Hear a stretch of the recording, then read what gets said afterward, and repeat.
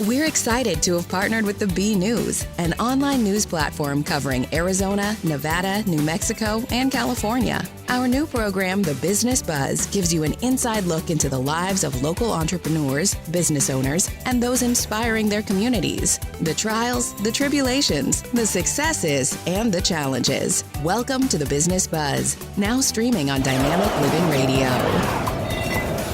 All right. Welcome to the Business Buzz, Episode 4. And I am here today with Chris Barton, who is a person of many hats, principal and realtor, and had a lot of history of working with businesses and people, kind of growing and retaining their businesses, but also it transitioned into working with kids, trying to get them to be better positioned to be adults and eventually maybe business owners themselves. So I guess welcome. Thank you. Thanks for coming up from Bullhead. I know it's today too, of course. It's like the first day it's cloudy in a week and a half, and we might be getting some rain, but so I know it's kind of a fun drive going up the hill. It was, and it was a day off from school, so even better yet. There you go. Yeah, a little bit cooler up here, so you got to bring your sweatshirts when you come up here compared to the Bullhead area. So I met you a long time ago. I think it was, 9 years ago. I want to say, 2013, because that's when I first, as soon as we moved to town, we immediately joined the chamber. Yeah. And there you were. Yeah, and you were owning T-Mobile at the time, and then you expanded into My Arizona Designs, and you were part of the chamber board, and you guys got involved as ambassadors, if I remember correctly. So, it's been a long time. We went to every single ribbon cutting and mixer and everything we could possibly do when we first came to town, because that was a great way of getting to know other business owners and just the people, the community. A lot of people were involved in it. And so your story as from high school on, at what point was like the entrepreneurial bug or the business bug biting you? At one point did you decide, I don't just want to go work for someone else, I want to do some things for myself, and I also want to help other businesses? So how did that happen? Well, I think a lot of it, Steve, had to do with, I grew up on a small dairy farm in rural Minnesota.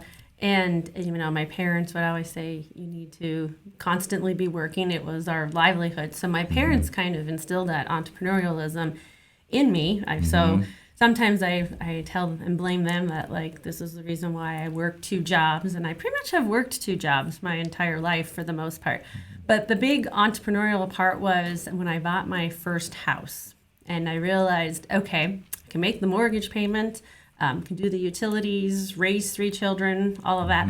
But if you wanted to do any upgrades to the house, which it kind of needed that. And I was like, well, I could go and decorate weddings and become an event planner. So I was running a chamber in West Fargo, North Dakota at the time, while starting a business. And my whole thought process was, if this could truly kick off and be very successful, then I could perhaps let the chamber job go and focus on raising my family, because my kids were little at the time. And we were doing about 45 events a year. It seemed like every weekend was constantly booked for us. And what was so great about it was a family affair. And I think at that time, my youngest was 4 years old, but every child had their own little tasks. And I would try to hire high school kids to help me, and it would take them for hours to do something, where my kids kind of grew up around it and sort of figured it out. And next thing you know, they're like, we could put weddings up, lights, material, backdrops, centerpieces. They knew the routine, the kids did. So I kind of instilled it into them, and I kind of wish I would have been able to continue it. But when we then moved to Bullhead City, there really wasn't a need for that anymore. So the business ended up kind of dissolving, essentially. I had someone who was interested in buying it, but I think they figured that they could do it themselves, even though I was going to give them the name, the website, the referrals, the contacts, everything that I had done. And I can attribute that a lot to, of course, my networks at the chamber, the people I knew, and of course they knew my family and kind of wanted to see my kids succeed as well as myself. But I was to that point of okay, I'm going to leave the chamber and I'm going to run this business. And then I ended up taken on a job here in Bullhead City running the chamber here. Yeah, which is a more than full-time job. It Yes, can be sometimes. It can be.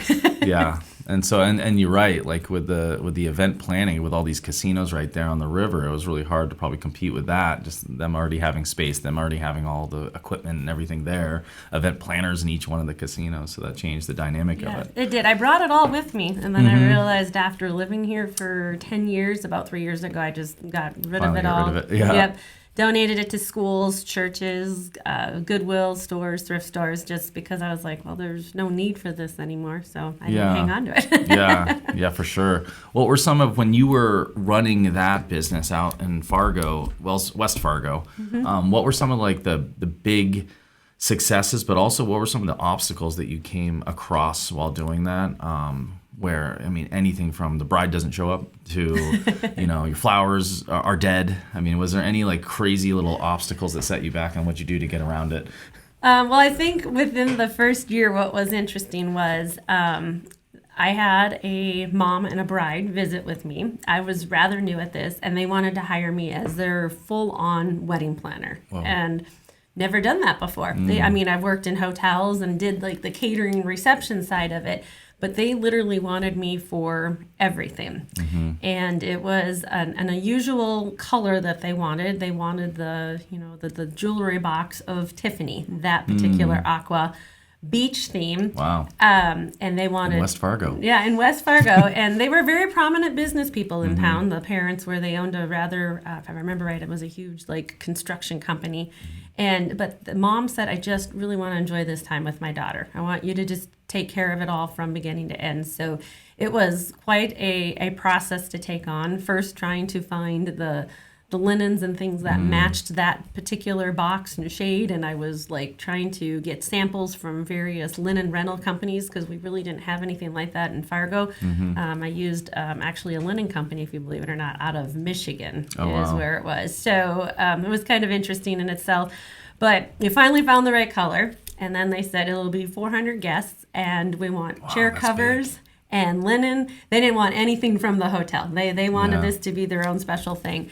And so we ended up having to do 400 chair covers. And at that moment, the day of the wedding is when I basically panicked because I've never tied a chair sash in my entire life. And I'm like, okay, she didn't really give me a direction. So I figured I was okay, kind of free will.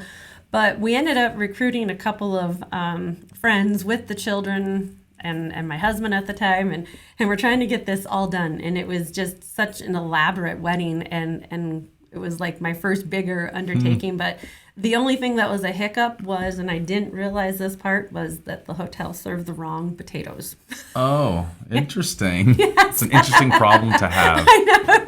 I think it was supposed to be mashed potatoes, but they ended up with baked potatoes. Oh. And then, of course, I felt like I was very defeated. Like, how did I miss out on a potato? Right. After I took this whole ballroom and transformed it to what the bride's vision and the mom's vision was, to down to potato. But luckily, they were not upset with me. They were very upset with the hotel. They said, you knew these were the potatoes we wanted at the taste testing. And I don't know, they took care of it. But they were very happy with how everything had turned out. So that was like the first aha, here we are walking into this. And it kind of exploded from there. Yeah. That's fun. I mean, you can only learn from the bumps in the road. If things are too smooth, then when something happens way down the road, you don't even know how to handle it. So it's nice that you saw a little bit of, so this is way bigger and more grand than I ever thought. I didn't expect this and anticipate it, but we're going to do it anyway. And you weren't afraid to do it. No, and it was more a matter of, as people have always told me, I'm very much a problem solver. So if I see something that comes my direction, it's like, okay, how are we going to solve this? We may have to jump on our toes. I might have to ask for forgiveness later rather than permission. But in the meantime, I address to the problem so that we can move on to the next thing. And I've kind of always had to do that with all of the variety of careers that I've done. Yeah, I mean, and going into the chamber, now you're dealing with hundreds of businesses from all sizes, from owner-operator, single person, all the way up to utility companies and casinos that are members. that have their own internal marketing people, but they're still a member and you're still there to support it. What were some of the challenges working with the really small businesses that started a business, but they really didn't know what they were getting into? I think what was always so sad was like when you would see a business start up and they would pour their life savings, everything that they owned, particularly into restaurants. That's one of the most, hardest businesses to run, the ones that are the hardest to kick off the ground. And if they can survive their first year, they'll probably make it. But a lot of times you would go ahead and do the ribbon cutting, the grand opening, and they would realize that it was more than what they could actually chew on, the whole cash flow. And as you got to understand it a little bit better, I was able to go ahead and find resources that perhaps such as the SBA, because we have that through our community college here, meeting with the city when it came to permits, the health department. There were permits involved. If they wanted a liquor license, who were they going to go ahead and be able to talk to? Because they kind of needed to understand up front that, okay, I'm going to pour my life and soul, as you know, you've started businesses as well, into this particular endeavor. But then they have no cash flow once they open the door. Okay, now I got to pay my employees, and now I have to order inventory, and I got to pay my utilities, and maybe things aren't exactly taking off. So could they outsource some of those things too that perhaps small business owners don't realize? That not only are they running a business, but they have to do the accounting, the HR, the hiring, the firing, the marketing. So where can they go ahead and somehow farm some of those responsibilities and yet give great service to whatever kind of business it may be? Yeah, that's one thing, as for what we do, I would say that the number one, there's two big ones, but the number one, I guess, gap in knowledge is how do they market their business? So a lot of people who open, certainly like restaurants, they're great at making pizza, they're great at making sauces, they're great at maybe even working with people and delighting people through flavor. But one thing that they didn't learn was how do I market a business? Because there used to be a time, probably 40 years ago, where you open it was like the Field of Dreams. If you open it, they will come. You open a restaurant in a town, the referrals, the word of mouth was enough. And over time, I think that I think it got really crowded in that space where then you had to differentiate through being on the radio, being in print, having coupons, those value books that used to be around a lot. And I think that a lot of businesses will just jump into being a great pizza maker, but they don't have the education on the marketing side and a lot of the business administration side like you're talking about. And then the cash flow that all kind of comes with it is like understanding that you're going to have to be putting out a lot of money with not a lot back for a long time until you can get your bearings. Which is kind of an interesting transition for you from Chamber, where you were working with these businesses, which really you're a teacher at that point. I went to college originally to be a teacher and then ended up down a field of corporate training where I was a trainer, which was very similar. But the difference was their job was predicated on them listening to me versus a teacher. So they're just trying to get through the day sometimes. But you're now at a point where you are teaching businesses what to do, and then you transition into finishing, I think it was like your first or second degree. I don't know if you had one already, but it was in a different field. Right, it was. I had an accounting associate degree, and then I had an associate degree in hospitality management, and then decided that I needed to finish up my undergraduate with my business administration, and then later on thought, well, I'll go get my master's in secondary education, realizing that I wasn't going to be in the classroom forever, that eventually I was going to be in administration. So ended up getting my master's then in education. Administration is what it was. So lots of degrees. And then, of course, in that mix, in the middle of the undergraduate and the graduate, I decided to get a real estate license. Yeah, that's crazy. Because that's not easy to do. There's a lot of realtors out there, and I got to give them credit, that I always thought, because there were so many, that it was just, you just take a quick test and you're in. Right. And my wife started going through the process, and we had a new baby. And you can't do both at the same time. It is a lot of intensive research and training and education. It's not just a quick test. Right. So you did kind of both almost at the same time.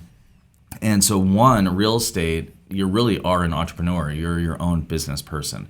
everything from the way that the money works to marketing yourself. I mean, the broker has a certain a level of oversight on advertising and marketing that they do, but you're really your success is based on what you do, which is like in any business owner. Right, exactly. And now I'm starting to see here, this will be year 5 I'm coming up to in real estate. And I'm starting to see the referrals from other clients, but then I've also now had multiple transactions with some clients as well. So that helps. And of course, running a chamber, and you got to know the people, and then you go into the world of education. Well, there you just get to know the whole community, and it's been fun watching the students I taught to where they are today, and watching them get their first job at 16, and I'm driving through the human being, and I'm like, oh my gosh, I taught you. And how funny. And when my daughter worked at Culver's, a lot of those employees were my students. So that stuff is so rewarding. But you're also, I always would tell people in my classroom, to parents and my students when I taught college and career and personal finance and social studies, this is my business. I am making a product. I am trying to make students out there be successful, even at the junior high level. How could I go ahead and prepare them for high school and beyond? Yeah, for sure. Because that's really where I think your personality and the way you work with other people, which as you get out of school, you don't realize while you're in school how important it was, but your intercommunication with other people, the way that you can communicate, the way that you can be solve problems within communication is a critical asset as you get older. And I think that getting them at the junior high levels actually makes the most amount of sense, because the things that business owners have to know are the most practical, important things of life. And so in school, you're learning a lot of stuff that is important to understand, but you're not necessarily going to use some of it in practical world after you get out of school. You may never sit down with a chemistry kit and try to learn any particular ways to isolate compounds in something. But understanding how to learn how to do that is a really important part, because that's a problem-solving skill. Exactly. So it's kind of cool to see you kind of work your way right back into, you're creating little business owners at a younger age now. And you have some programs you were telling me about, which were like the town thing where everybody has like a position. There's like a bank, there's a restaurant, there's a small business. Like, explain on that, because that fits right down the entrepreneurial well, it road. was a project that I had done when I was teaching up at Fox Creek, and it was where, first of all, the students had to work in teams, so which we all know is very important in today's business world, wherever you end, whether you're running the business or you're the employee. So they were all given a certain section. Somebody had the government, somebody had the library, somebody had the schools, somebody had the downtown business district, and they all had to kind of come up with their plan. What did they want their town to be? And then we had to go ahead and come back together as a group collaboratively and line everything up to make our town. Like, where was our streets going to meet? Where was our stop signs? Where was going to be our stoplights? All the logistics that come to actually making a city. And then once they got that, and then they started to do like 3D effects, and it was all fun. And at the end, they got to name their town is what they've done. But I've also done things where when I was teaching too, my students actually got to write a food truck business plan is what they ended up doing. So that was kind of another unique thing. There's like a food truck fest, I think, that there's a couple different ones that have been going around the area too, so that's kind of perfect. So that was another project that they had worked on, where they had to design a food truck, decide what they were going to serve, and then they had to write a business plan. So and parents loved it. Once I introduced that concept of personal finance and entrepreneurship to the school district, if I had continued to teach, but I ended up in an administrative role, they actually had the Dave Ramsey curriculum. Some local business had sponsored it and wanted to know if I would use it. And I said, oh my gosh, absolutely. Because Dave Ramsey is kind of one of the financial experts out there. Yeah, financial experts out there for youth to families to adults. And it would have been kind of fun to actually see it. But, when opportunities knock you, you have to go. Right, yeah. In the real estate world, so things have been changing, obviously, in the last couple of years. And so you've been doing it for 5 years, you said? Yeah, I'm going on my 5th year already. Yeah, so you were at a really good hum time in real estate. And then, the COVID time period went by, which actually accelerated a lot of housing, which was interesting. And now we're kind of at this tail end of inflation, and lending rates are increasing. So what have you seen and noticed the most in real estate for you? So those types of stresses that are happening, but it's also increasing inventory. So there's it's like a good and a bad almost, because we were out of inventory. It seemed like into probably 2018, 19. It was very limited demand, so prices, and so then as soon as 2020 and 2021 happened, the prices just spiked, right? Because there was such limited inventory and the interest rates were so low. So now that rates are going back up to historically normal levels, but seemingly very high, but inventory is increasing. How do you feel that it's been? Where do you see it kind of heading? Well, I wish we all had the magic 8-ball, and it's very challenging when you're doing listing appointments and you're listing homes and you're hoping that you've got the right dollar amount on this price that will still entice people.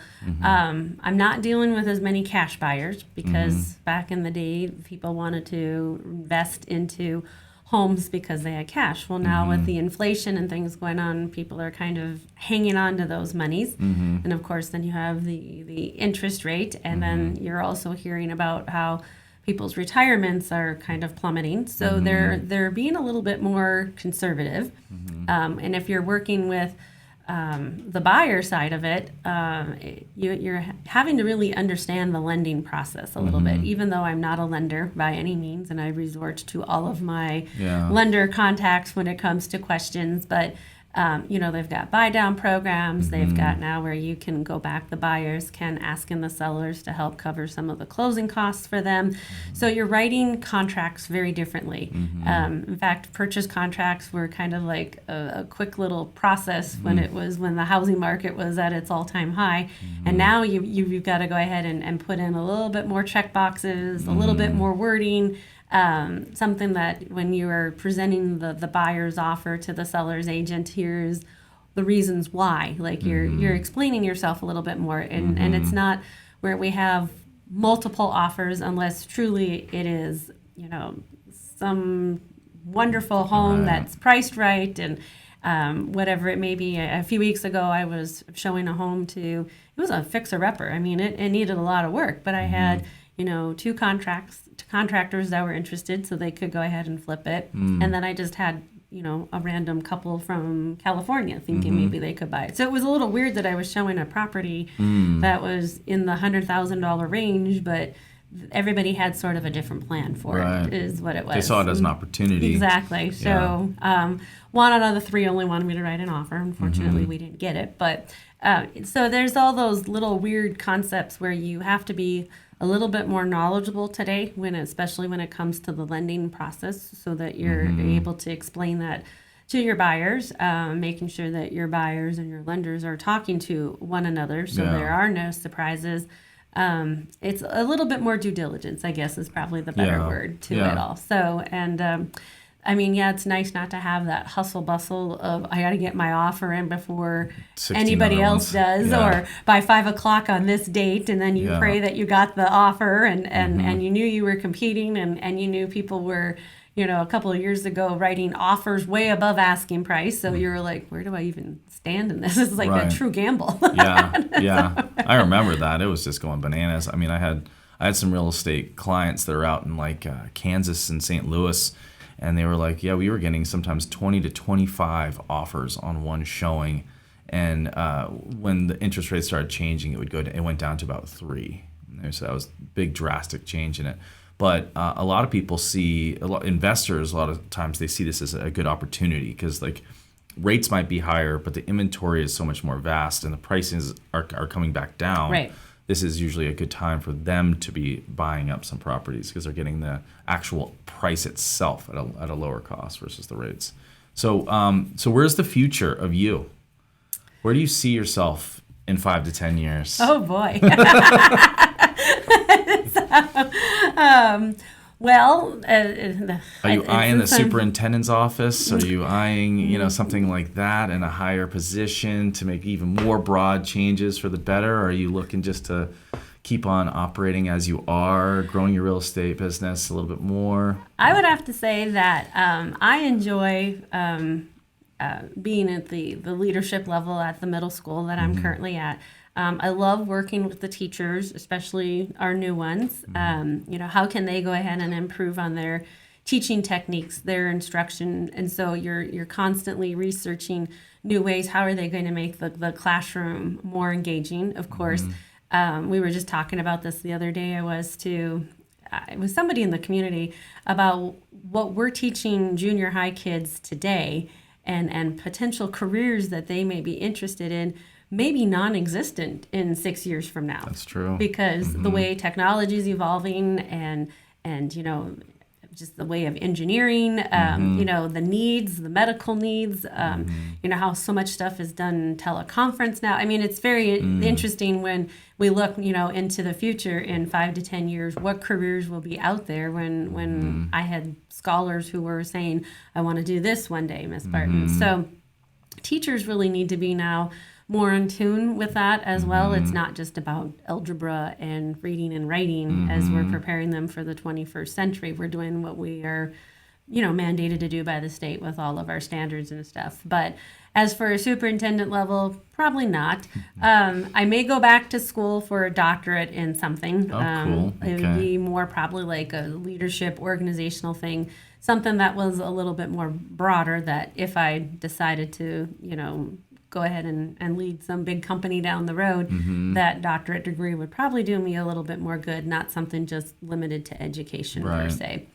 As for the real estate, I talked to Ann, my broker, off and on about how, can I take that leap of faith? But there's just something, Steve, about a paycheck every 2 weeks and benefits. And then now seeing how real estate can be so hustle bustle and you can do very well hitting your financial goals in the business world, but now how it's slowed down a little bit. So I could only imagine that if I was doing real estate only full time right now, you would have to have lots of dollars in the bank just to know that you could still, survive making your mortgage payment, your car payment.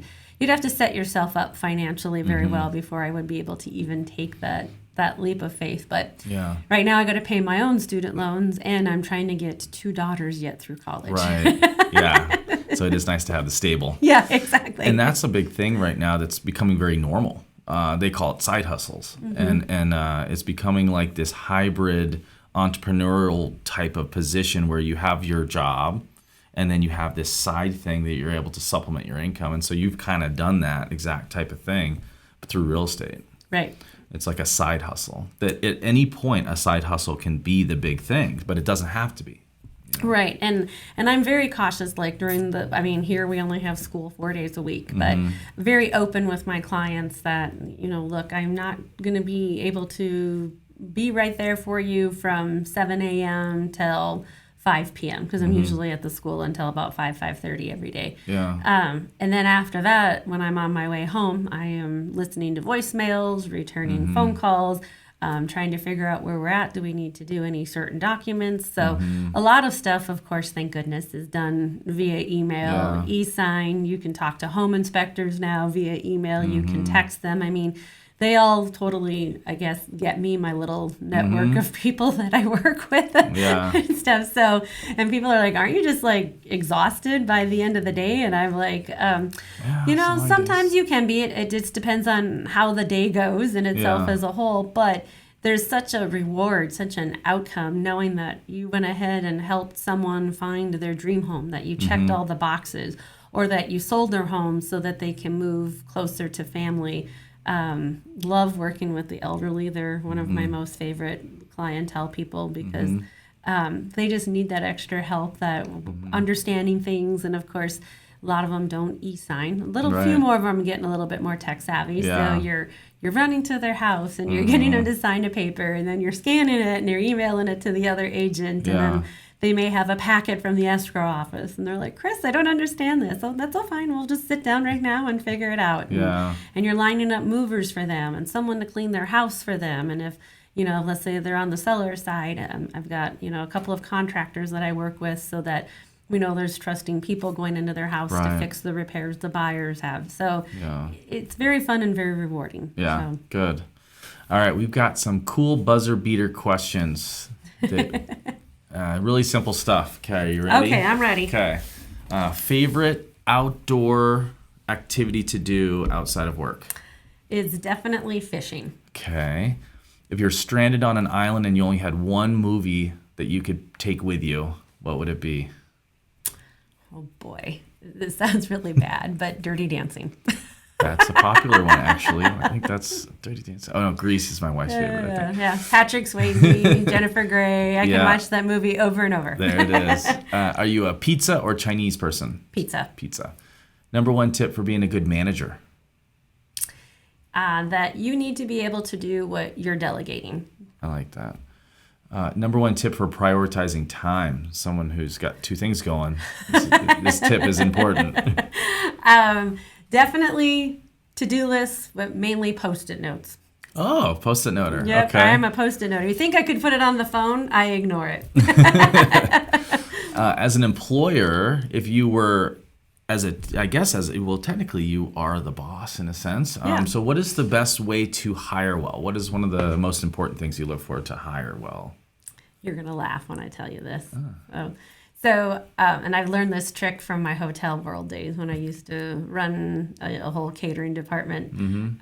Follow the potential employee out to their car. Oh. And you kind of look at their car. Is it clean? Is it Yeah. neat? It doesn't need to be the latest, greatest model. Right. Or did they hop in a car with someone else? Or were they walking away? Or did they take the bus? Because it tells you a lot of how responsible of an employee they'll be. Yeah, I've actually heard that before. Yeah. How about most important thing to fire well? When you have to let somebody go, what is the best way to approach that? Definitely documentation and always a witness. That's important too. What do you think the most people get wrong in your industry in real estate? Probably lack of communication. That's good. I know that's one thing that I always look for. Certainly, any type of real estate stuff is the ones that are quick to get back to me, communicating all the way along the whole thing, where there's nothing missing. This like you talk about. This all of a sudden there's a surprise because something didn't happen because you didn't explain it. How do you keep your students motivated during downtime? So downtime in the classroom, is that what you're saying? It's more to the fact of how well are you doing? Where are your grades at? Are you missing some assignments? But I always turn it back to real world. Like, you need to come to class on time. You need to come to school on time. You can't just ignore this assignment because your boss is going to tell you what to do. I had a crazy rule too. You can never say the word shut up in my class. That's good. That was like a swear word. Yeah. So I would always say, so you think I could walk up to the principal and tell him to shut up? Right. Well, no, Miss Barton. And I said, and what do you think would happen to me? Well, you'd probably get written up or fired. I go, exactly. Yeah. Yep. So pay attention to your grades and do your due diligence. If you lost your business and your job tomorrow, like just something happened and you were just moved out to somewhere else and you had to start over, who would be the first person that you would reach out to? Because you could still take all your contacts with you. I could still take everything with me. Yeah, but you had to start over. This sounds weird, but I would probably find the local chamber and just start again immersing myself in the community, volunteering, also finding, I'm a very faith-based person, a church, because that is where you can find and meet a lot of people is just through your church. I've even had a lot of real estate clients through my church. That's how I've gotten to know a lot of people as well. And sometimes you just do a lot of it on prayer. Yeah, okay. And then last one, if you won the Powerball, where would you travel first? Where would I travel first? Probably to Hawaii. I've been wanting to go to Hawaii. Go there too. That's on my list Yeah. as well. Cool. That's it for the questions. Anything that you can think of that you wanted to talk about? I think if in the business world, or even if you're just, in your normal job and one, if you're waking up in the morning and you're just going, oh, I've got to go to work. And if work is no longer fun and exciting to you, you definitely need to find a different career move or a different place of business to work. I'm not saying hop from job to job by any means. You've got to give everything, I feel, a fair shot in regards to it. And of course, as you said earlier, I've had multiple jobs and careers, but I have stayed with, one particular job. It was 7 years is what it was before. I think I was moving. That was the reason why I ended up leaving that particular role in itself as a whole. But yeah, I mean, it's always good to keep moving forward. But you really, I remember my grandmother saying that if, Chris, you don't like what you do, then you got to find something a little bit different. How are you going to change it and make it something that you enjoy? Yeah, I've always kind of had that similar thought process, but mine was like kind of built around skill sets. So like when you take a job, even at McDonald's, my first job was at McDonald's and I was 16, and the skills you learn are more important than what you're doing in an environment like that. You're just serving fast food to people, right? And you go home smelling like fryer later, oil. Yes. But what you learned is you learned how to work with other people. You learned how to communicate with customers who are happy and who are unhappy. You learn how to solve problems when something's not working. The shake machine is down again for the 15th time. Those skills that you learn and that you've gathered, and then you end up either loving that job or not loving that job, but you've taken those skills with you, and you can apply it to the next one. And I think that's younger people, if I were to ever give them advice at all about anything in life, it's learn as many skills and master as many skills as you possibly can, as frequently as you can. If you're at a job that you have garnered every possible skill set and you're still unhappy, then move to the next. Take those skills with you. Because it is right now, younger people are bouncing around a lot, but sometimes they're not even giving enough time to learn the skills of that particular job. So. Right, and I would always tell my students, and I even tell my scholars today, that I've never had to apply for a job. I mean, I've had to fill out the paperwork and all that, but I've been very fortunate that I knew somebody that knew somebody or whatever, so that was how I was able to advance in my careers, into my different things. So I would always tell them, don't ever burn a bridge. Right. You may hate that McDonald's job and you just totally, 2 weeks into it, just want to walk off. But still give your 2 weeks notice. They may let you go right then and there. Right. But you're going to need those people for that resume. They're going to want to know, where is that gap? And I think that sadly, today's society with the younger generation, they don't understand that process of referrals and networks. And I used to always say that networking was one letter away from not working. So and I always write it on the board and underline the 2 letters, networking, not working. And they're like, oh, for real? Like, yeah, this is kind of, and those were things that I would still in the minds of my students when I taught. And I even tell that to my own children today that, are trying to get out there and build on their careers too, that make sure you do your part. Yeah, that's good. I like it. Cool. Well, thank you for being episode 4, being on the show. Yeah, thank you. Thanks for driving up. Okay, till next time.